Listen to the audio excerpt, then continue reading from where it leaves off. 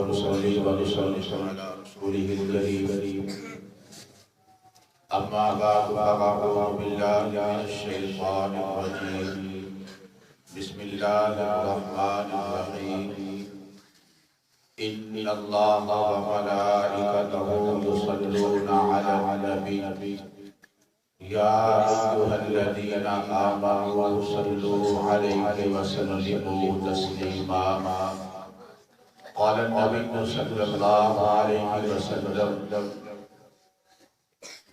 البخيل الذي يذكر عنده فلم يصلي عليه صدق الله العظيم وصدق رسوله النبي الكريم ونحن على ذلك لمن الشاهدين والشاكرين والحمد لله رب العالمين۔ اس نئے جسم کو پوشاک پرانی دے دے، اس نئے جسم کو پوشاک پرانی دے دے، جو تیری یاد میں گزرے ایسی جوانی دے دے، جو بھی دیکھے وہ کہے یہ ہے محمد کا غلام، جو بھی دیکھے وہ کہے یہ ہے محمد کا غلام، میرے چہرے پہ کوئی ایسی نشانی دے دے۔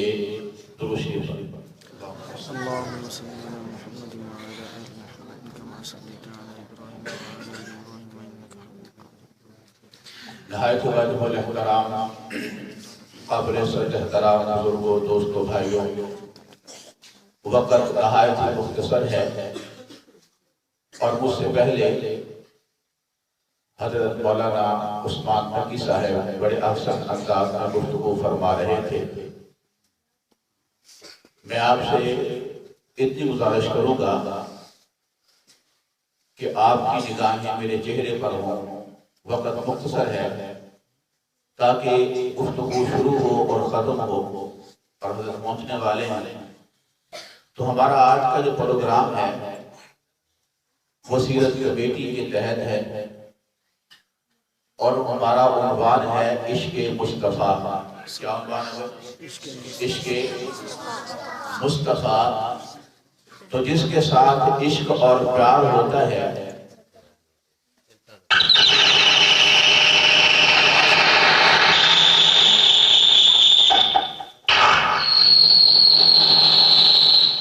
جو عاشق ہوتا ہے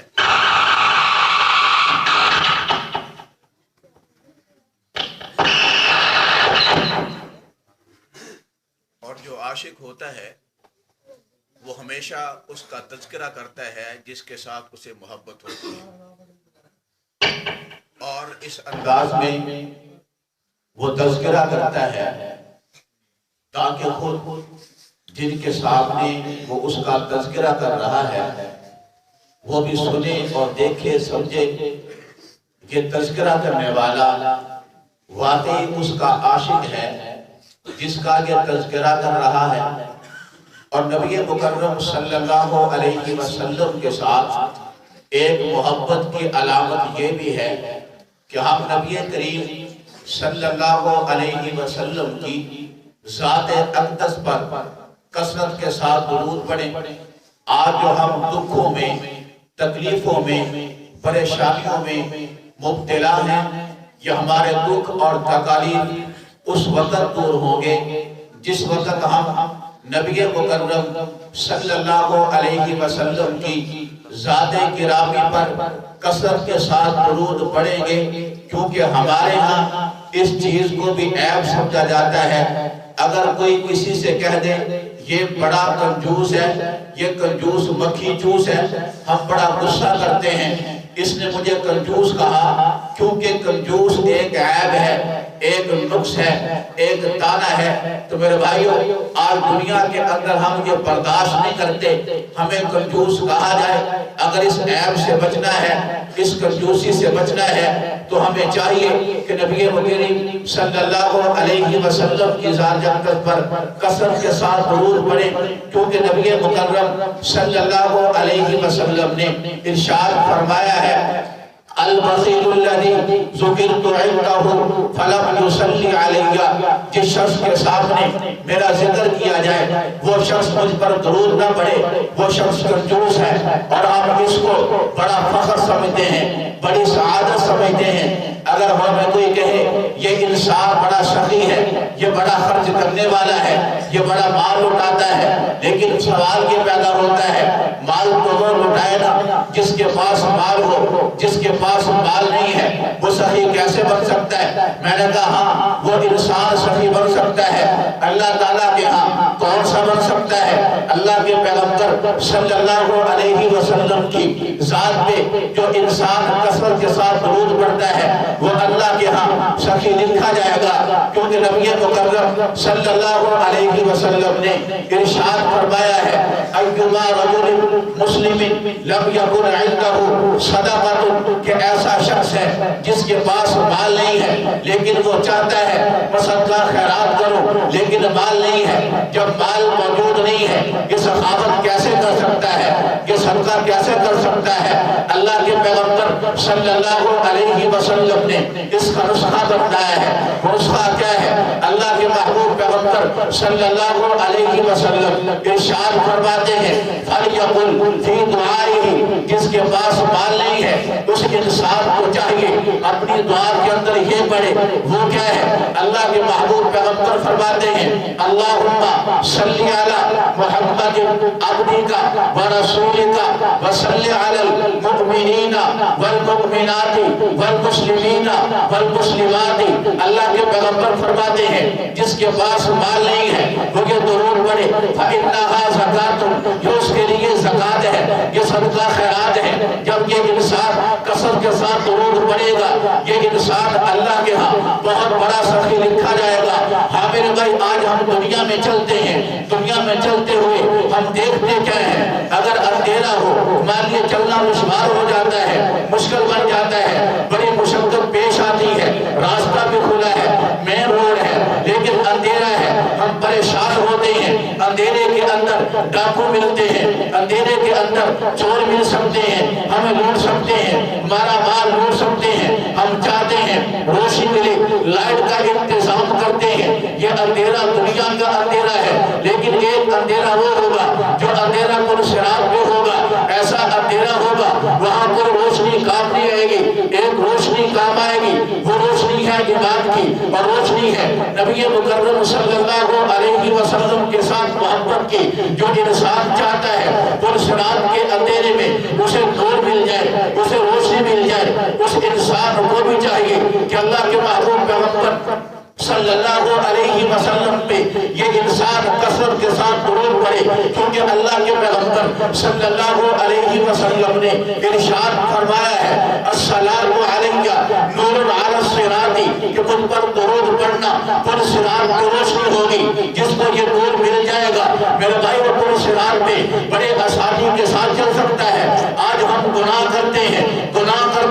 پریشان بھی ہوتے ہیں، بڑے گناہ کیے، اب ہوگا کیا؟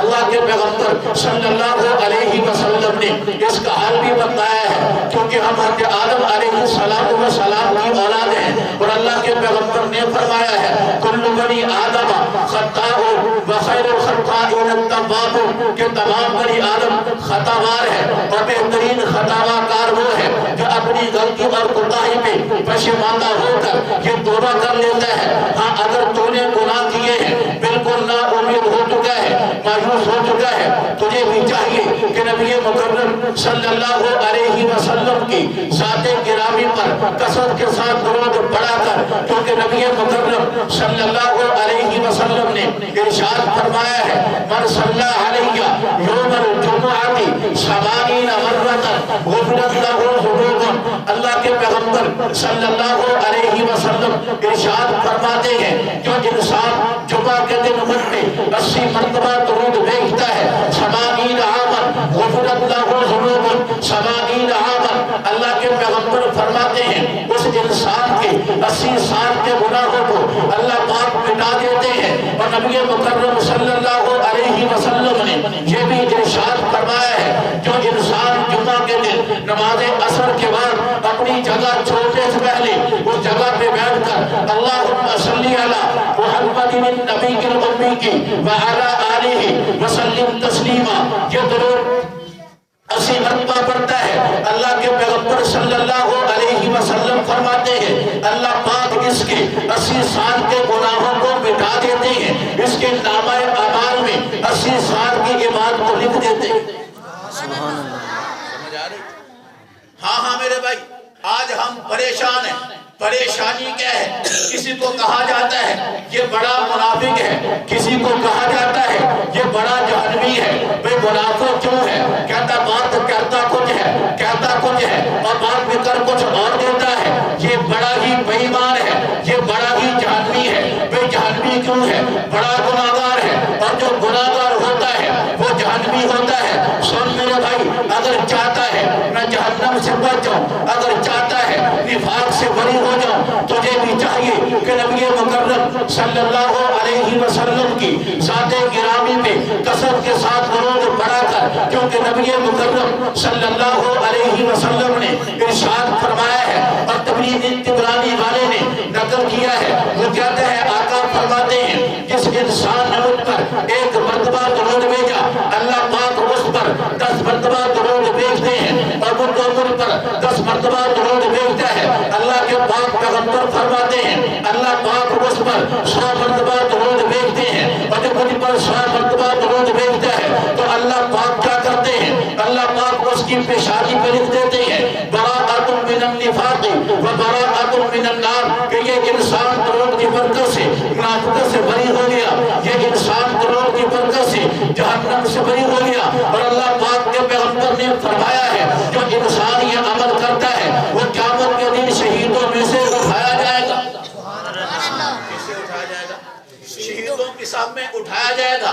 حضرت ابو ہریرہ رضی اللہ تعالی عنہ ایک اور بات ارشاد فرماتے ہیں آج اگر ہم کوئی کام کرتے ہیں, کہتے میں نے فلاں کام تو کیا ہے, لیکن اگر کوئی انسان میرے اس کام پہ گواہ بن جائے تاکہ لوگ بھی یقین کر لیں ہاں میں نے فلاں گناہ کیا ہے, کسی ایسے ولی کے پاس جاؤں, جا کر اس سے گواہ کرواؤں تاکہ میرے گناہ معاف ہو جائے. ہاں میرے بھائی, اگر یہ واقعہ ہے اپنے اعمال پہ کسی کو گواہ بنانا چاہتا ہے اور اپنی برائیوں کو مٹوانا چاہتا ہے, تجھے بھی چاہیے کہ اللہ کے پاک پیغمبر صلی اللہ علیہ وسلم کی ذات گرامی پر کثرت کے ساتھ درود پڑھا کر, کیونکہ حضرت ابو ہریرہ رضی اللہ تعالی عنہ ارشاد فرماتے ہیں, توجہ فرماتے ہیں, اللہ کے پاک پیغمبر نے فرمایا جو انسان, یہ دوسری روایت ہے, جو انسان مجھ پر ایک مرتبہ درود بھیجتا ہے اللہ کے پاک پیغمبر فرماتے ہیں اللہ پاک 10 مرتبہ درود بھیجتے ہیں. جو مجھ پر 10 مرتبہ درود بھیجتا ہے اللہ پاک 100 مرتبہ اس پہ درود بھیجتے ہیں. جو 100 مرتبہ مجھ پہ درود بھیجتا ہے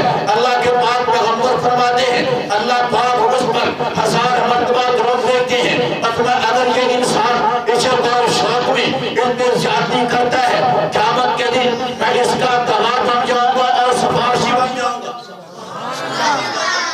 گواہ بھی بنوں گا, سفارشی بھی بنوں گا. گواہ کا مطلب کیا ہے؟ اس نے دنیا کے اندر نیک عمل کیا ہے, میں گواہی دوں گا اللہ اس نے یہ عمل کیا ہے. اور سفارشی کا مطلب کیا ہے؟ یہ انسان ہے, اس سے غلطیاں ہوتی ہیں, قیامت کے دن میں اس کے گناہوں کو سفارش میں بدل دوں گا.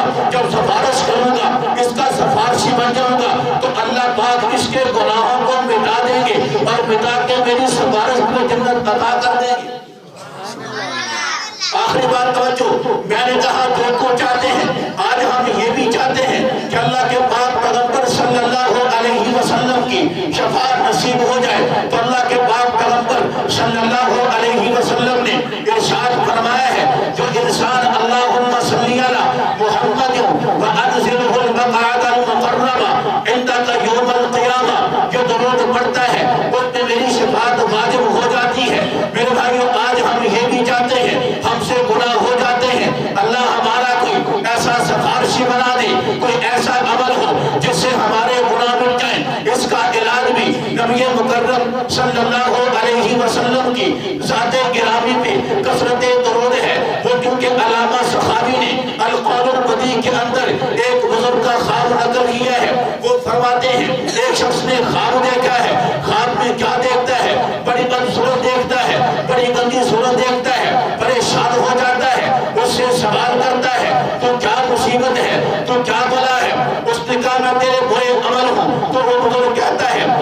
खुलासी मुझसे कैसे मिल सकती है? उसने कहा अगर तो नबी मुकर्रम सल्लल्लाहु अलैहि वसल्लम की ज़ाते गिरामी पे कसरत के साथ दरूद पड़ेगा कि तेरे बुरे अमल मिट जाएंगे, अल्लाह पाक दरूद की वजह से तुझे माफ कर देंगे।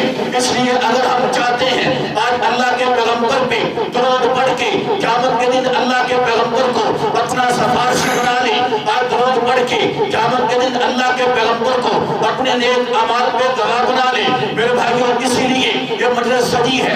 किसने सजाई है? सीरत कमेटी के तहत। ये सीरत कमेटी क्या है? जिसमें इलाके के उलमा उनका इत्तिफाक है, इत्तिहाद है, एक कमेटी तश्कील दी गई है जिसका नाम रखा गया है सीरत कमेटी। उसका मकसद क्या है? उसका मकसद ये है कि अल्लाह के पाक पैगंबर सल्लल्लाहु अलैहि वसल्लम इस कायनात में तशरीफ लाए हैं ताकि इंसानियत को गैरुल्लाह के दरवाजे से अल्लाह के दरवाजे पे लाया जाए, गैरुल्लाह का दरवाजा चढ़ा के अल्लाह के सामने सजदा करवाया जाए। जब अल्लाह के पाक पैगंबर आए हैं तो अल्लाह के पाक पैगंबर ने जहाँ दावत दी है, दीन का पैगाम दिया है, अल्लाह की तौहीद की दावत दी है, वहाँ साथ ये भी कहा ला असअलुकुम अलैहि अजरा, मैं तुम्हें दावत को देता हूँ, लेकिन दावत में तनख्वाह नहीं मांगता, अजर नहीं मांगता, जायदाद नहीं मांगता, रुपए पैसे नहीं मांगता।